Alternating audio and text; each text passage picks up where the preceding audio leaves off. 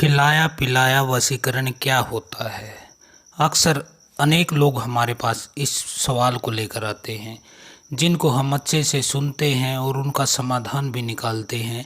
इसी उद्देश्य से आज यह वीडियो लेकर आया हूं, ताकि जो व्यक्ति हमारे पास आ नहीं सकते वह इस पर वीडियो में देखकर खुद ही उसका जो है समाधान तलाशने की कोशिश कर सके, उसमें सफल हो सके और उन्हें यह अच्छे से पता चल सके कि यदि आपके ऊपर किसी ने खिलाया पिलाया वशीकरण करा दिया है तो आपकी स्थिति क्या होती है, आपकी शारीरिक स्थिति क्या होती है, आपकी मानसिक स्थिति क्या होती है और आपकी सामाजिक व आर्थिक स्थिति क्या होती है यदि किसी ने आपके ऊपर खिलाया पिलाया वशीकरण करा दिया गया है। तो कई व्यक्ति होते हैं, जैसे कि एक व्यक्ति हमारे पास अभी आया था कल परसों। उसने कहा कि उसकी पत्नी रूठ कर चली गई है। पिछले 1 साल पहले शादी हुई थी और वह रूठ कर घर चली गई है। तो योगी जी, उसको किसी ने कुछ किया कराया तो नहीं है जिससे कि वह रूठ कर चली गई हो। हमने जब देखा तो पाया कि भगत, जो तुम आए हो तुम्हारे ऊपर ही किसी ने खिलाया पिलाया करके वशीकरण कर रखा है, जिसकी वजह से तुम्हारी पत्नी से तुम्हारे झगड़े होते हैं और वह रूठ कर अपने पिता के घर चली गई है और अब आने का नाम ही नहीं ले रही। तो वह आया तो था अपनी पत्नी के बारे में पूछने की उसको क्या हुआ है कि वह रूठ कर चली गई, जबकि बीमारी से वह उसके ही भीतर निकली कि उसी को किसी ने उस एक महिला ने खिला पिला दिया था और जिसकी वजह से उसका वशीकरण हो गया था। तो हम बताते हैं कि वो कौन से लक्षण हैं जिनसे कि आप जान सकते हैं कि वशीकरण करने के बाद या आपको खिला पिला के कुछ तंत्र आपके कर देने के बाद आपके साथ होता क्या है। तो सबसे पहला जो लक्षण होता है, जिस व्यक्ति पर खिलाया पिलाया वशीकरण किया गया है वह विचलित होता है, बार बार घबराहट होती है कि जैसे उसका कुछ खो गया है। वह हर समय इस तलाश में रहता है, एक जगह टिक कर बैठ नहीं सकता। ऐसा होता है कि जैसे भी यहाँ से भाग लूँ, कहीं दूसरी जगह जाता है, वहाँ जाते ही होता है कि तीसरी जगह भाग लूँ। ऐसे व्यक्ति बार बार अपने हाथों को मलते हैं। आपने पता होगा कि हाथ कैसे मलता है व्यक्ति, बार बार वह हाथों को मलता रहता है और सौपन भी उसके बदल जाते हैं। यदि आपके ऊपर प्रयोग कोई हुआ है तो आप स्वयं इसका अनुभव और महसूस कर सकते हैं कि आपके सौपन पहले कैसे थे और अब कैसे हैं। अब आपके सौपन कहीं ऐसे तो नहीं कि जैसे कोई आपका पीछा कर रहा है और आप जान बचाकर भाग रहे हैं। आप कहीं से गिरने के सौपन देखते हैं या फिर डूबने के सौपन देखते हैं। आपको सौपन में कहीं शमशान या मरे हुए लोग तो नहीं दिखाई दे रहे हैं। आपका चेहरा काला पड़ जाता है, आपका खून जो है सूखना शुरू हो जाता है। ऐसा लगता है जैसे आप अंदर ही अंदर सूख रहे होते हैं। आप एक ही चीज़ की तरफ भागना शुरू कर देते हैं, चाहे वह शराब हो, चाहे वह शबाब हो, चाहे वह कुछ भी अन्य तरह की चीज़ हो। केवल आपके दिमाग में 24 घंटे उसी चीज़ के बारे में ख्याल आते हैं। तो आप जान लीजिएगा कि आपके ऊपर खिलाया पिलाया तंत्र करवाया गया है। आपके कानों में बार बार खुजली का होना इस तरफ संकेत देता है कि आपको किसी ने कुछ खिला पिला दिया गया है। दोस्तों, आपके यदि कान में खुजली होती है, अंदर के भाग में आप बार बार उंगली रखते हो, बातें करते करते भी, खाली बैठे बैठे भी, तो समझ लीजिए कि कुछ गड़बड़ है। पैर के निचले हिस्से जो होते हैं वहाँ पर तलवों में आपको जलन का महसूस होता है। जलन भी कब होती है? जब आप रात को सोने के समय लेटते हो, तब आपको यह जलन महसूस होती है। पत्नी रूठ कर अक्सर चली जाती हैं। यदि आप महिला हो तो पति के साथ आपकी बनती नहीं है, आप अलगाव आपके अंदर आ जाता है।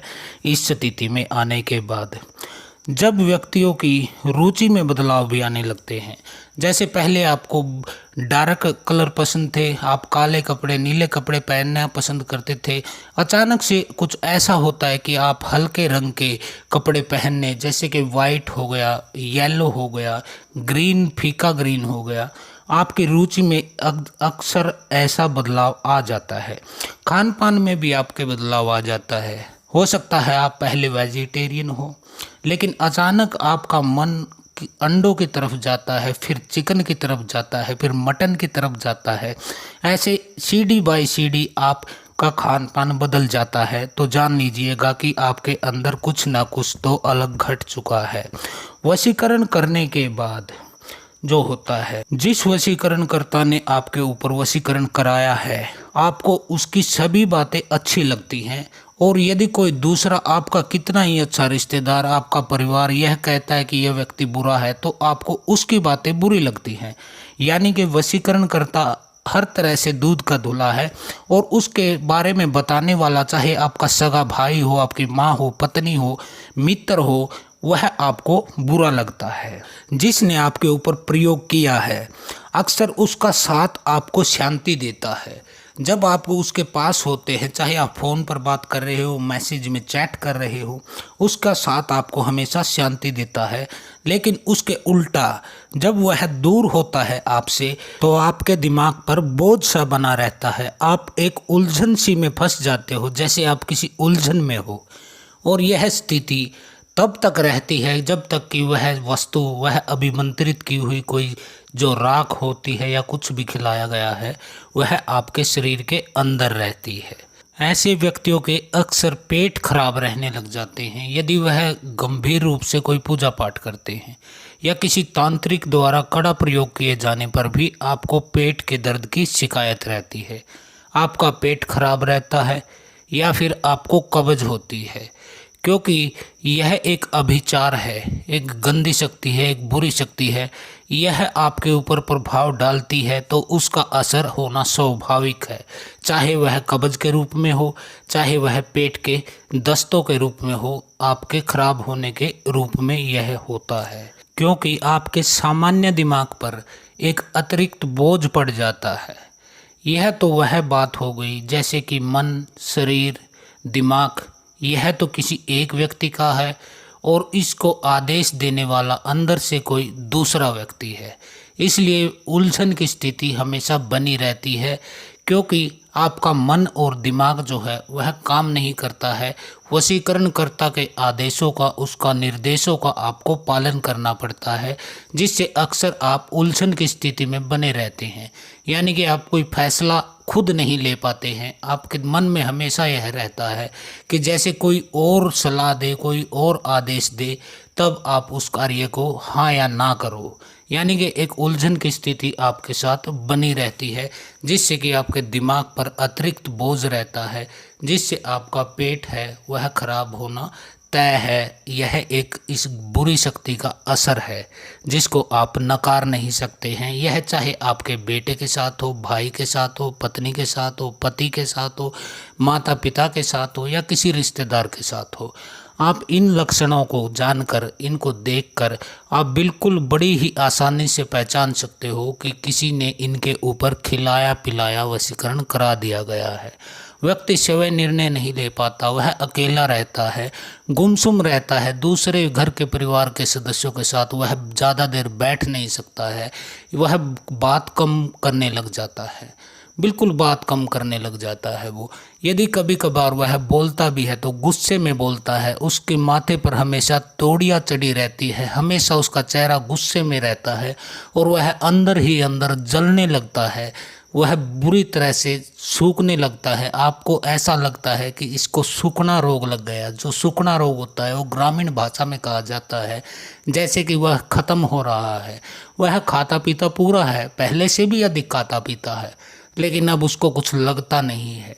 उसके चेहरे की चमक चली जाती है। जो नूर होता है चेहरे पर, चमक होती है, एक यौवन होता है, एक सुंदरता होती है, एक ताजगी होती है, वह उसके चेहरे से झड़ जाता है, बिल्कुल झड़ जाता है, और उसका चेहरा काला प्रतीक होने लगता है, जैसे वह सूख रहा है। तो इस तरह के कई लक्षण हैं, काफ़ी बीमारियां हैं जो कि इस खिलाए पिलाए गए वशीकरण के तंत्र से होता है।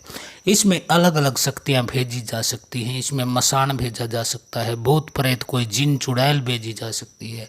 अभी कुछ महीने पहले एक केस था जिसमें एक लड़के के, कुंवारे लड़के पर किसी ने मसाने चढ़ा दी थी, कोई बुरी शक्ति चुड़ैल चढ़ा दी थी। तो जिसकी वजह से उस लड़के को रात को बुरे सपने आते थे, उसे नग्न औरत दिखाई देती थी, जैसे वह उसके साथ संभोग करती है, ज़बरदस्ती उसका शारीरिक शोषण कर रही है और उसके साथ ही सोती है। अब ऐसी स्थिति उस लड़के के साथ हो गई थी, उसके साथ जीना नरक हो गया था। तब वह हमारे पास आया। आज वह बिल्कुल ठीक ठाक होकर अपने आनंद से शादीशुदा जीवन का आनंद ले रहा है। अब उसको कोई भी प्रभाव गलत नहीं रह गया है। इस समस्या का जो निवारण है वह एक तो होता है, जड़ी बूटी आपको दी जाती है जिसके खाने से आपको उल्टियों के द्वारा या फिर दस्त के द्वारा आपका जो है शरीर के अंदर से वह चीज़ निकल जाती है। फिर उसके अंदर वह केवल शक्ति रह जाती है, वह जो गलत शक्ति होती है वह रह जाती है, क्योंकि सामग्री तो निकल जाती है पर उसका प्रभाव रह जाता है, उसकी ऊर्जा रह जाती है। जैसे आपने देखा होगा कि कभी कोई चोर या कातिल को ढूंढने के लिए पुलिस वाले एक कुत्ते को लाते हैं जो उसकी खुशबू को सूंघकर पता लगा देता है कि वह व्यक्ति अभी कहाँ है। तो यह एक ऊर्जा होती है व्यक्ति की, जहाँ बैठता है उसकी ऊर्जा वहाँ पर हो जाती है। जिसको कुत्ता उसकी खुशबू को पहचान लेता है, कपड़े से भी पहचान लेता है, स्थान से भी पहचान लेता है। तो प्रत्येक व्यक्ति में एक ऊर्जा होती है जिससे कि वह अपने कार्य करती है। मरने के बाद कई व्यक्ति ऐसे होते हैं कि उनकी ऊर्जा उनके स्थान बन जाते हैं, धाम बन जाते हैं, लोग वहाँ पूजा करते हैं और उनकी ऊर्जा वहीं लोगों के भले करती है। इस तरह से ऊर्जा व्यक्ति की, प्रत्येक व्यक्ति की होती है। तो अब इस ऊर्जा को हम 2-3 उतारे करवाते हैं चौराहे में और शमशान में। इसके अलावा वह जो भोग देता है देवी काली और गुरु गोरखनाथ का, और साथ के साथ हम उसके गुरु मंत्र देते हैं जिसका वह जाप करता है, तो उसके अंदर से वह बुरी शक्ति भी बाहर निकल जाती है और वह फ्री हो जाता है। फिर उसके कुल देवी और पितरों को शुद्ध करके, स्थापित करके, भोग देकर, प्रसन्न करवाकर उसके घर में स्थापित कर दिया जाता है, ताकि दोबारा कोई शक्ति उसके ऊपर अटैक ना कर सके और वह सुख से अपना जीवन जी सके। तो आज के लिए इतना ही। हर हर महादेव। ओम काली। आदेश गुरु गोरखनाथ।